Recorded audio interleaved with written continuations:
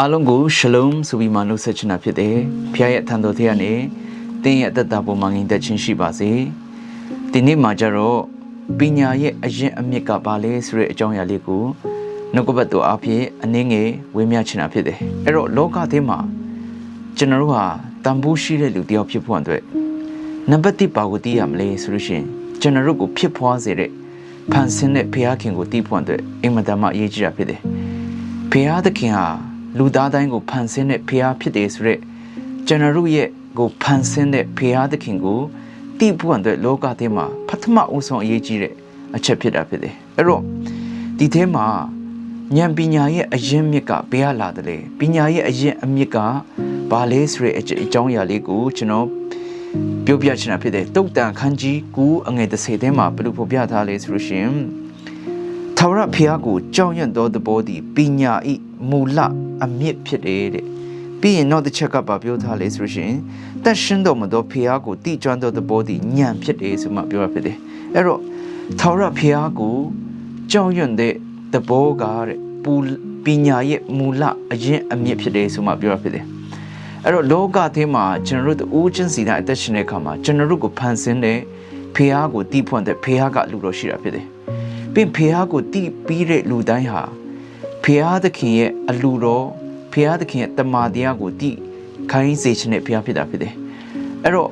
ကျွန်တော်တို့ရဲ့အတ္တတာထဲမှာပညာရဲ့အရင်မြစ်ကဘုရားသခင်ကိုကြောက်ရွံ့ခြင်းဖြစ်တာဖြစ်တယ်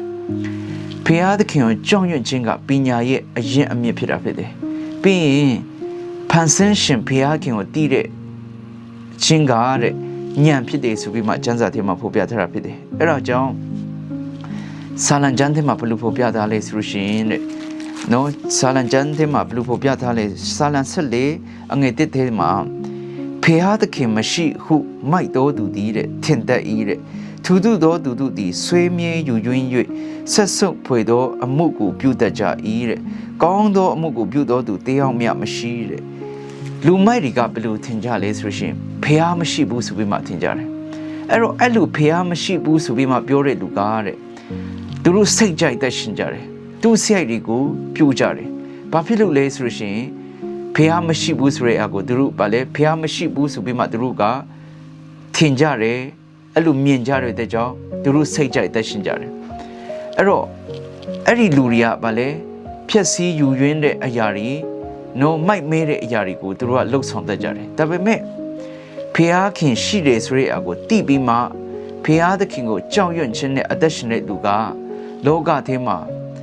ဘယ်လိုအခြေအနေထဲမှာပဲရှိနေပါစေပင်နေရာမှာပဲရောက်နေပါစေဆုတ်ယုတ်သွားတယ်ဆိုတာမရှိဘူးပူပြီးမှအဲ့ဒီလူရဲ့တက်တာကဘာလဲပူပြီးမှတောက်ပပြီးမှရောက်တဲ့နေရာရှိတဲ့နေရာမှာလူတစ်ပါးအတွက်ရောပူပြီးမှတင်မလားအကျိုးပြုစေတဲ့သူဖြစ်တာဖြစ်တယ်ပင်နေရာမှာပဲရောက်ဘယ်လိုအခြေအနေမျိုးမှာပဲရှိနေပါစေဖခင်ဖန်ဆင်းတဲ့ဖခင်ကသူနဲ့အတူရှိတယ်ဆိုတဲ့အကိုတိပြီးမှတိမြင်ပြီးမှအဲ့ဒီဖခင်ကိုကြောက်ရွံ့ခြင်းနဲ့အသက်ရှင်တဲ့အခါမှာရောက်တဲ့နေရာတိုင်းမှာနော်မင်္ဂလာရှိစေတာဖြစ်တယ်ရိုးတက်ကဲ့သို့ပေါ့နော်သူမိသားစုနဲ့နေတယ်တပားလူတွေထဲမှာရောင်းစားခံရပေမဲ့ဖခင်ကသူနဲ့အတူရှိတယ်ဆိုတဲ့အရာကိုတိတဲ့အခါမှာ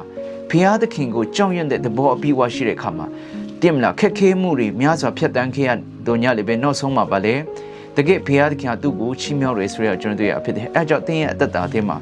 တင်းရဲ့ဘဝအသက်တာထဲမှာပညာရဲ့အရင်အမြစ်ဖြစ်တဲ့ဘုရားသခင်ကိုကြောက်ရွံ့ခြင်းနဲ့တင်းရောက်တဲ့နေရာတိုင်းမှာအသက်ရှင်ပါဆိုပြီးမှကျွန်တော်ခွန်အားပေးခြင်းဖြစ်တယ်တင်းရောက်တဲ့နေရာတိုင်းမှာတင်းပင်နိုင်ငံမှာပဲရောက်နေပါစေပေလူနေရာမှာပဲတောတောင်တွေမှာပဲရောက်နေပါစေဘုရားသခင်ကိုကြောက်ရွံ့ခြင်းနဲ့အသက်ရှင်ပါအဲ့ဒီဘုရားသခင်ကိုကြောက်ရွံ့ခြင်းနဲ့အသက်ရှင်ခြင်းကပညာရဲ့မူလအရင်အမြစ်ဖြစ်တာဖြစ်တယ်အဲ့ဒါကြောင့်ဒီနေ့ကျွန်တော်ပညာရဲ့အရင်အမြစ်ဖြစ်တဲ့ဘုရားသခင်ကိုကြောက်ရွံ့ခြင်းနဲ့အသက်ရှင်ပါဆိုပြီးမှကျွန်တော်ဒီနေ့နှုတ်ကပတ်တော်အနေနဲ့အပြည့်ခွန်အားပေးချင်တာဖြစ်တယ်အားလုံးကိုဘုရားခင်ကောင်းချီးပေးပါစေ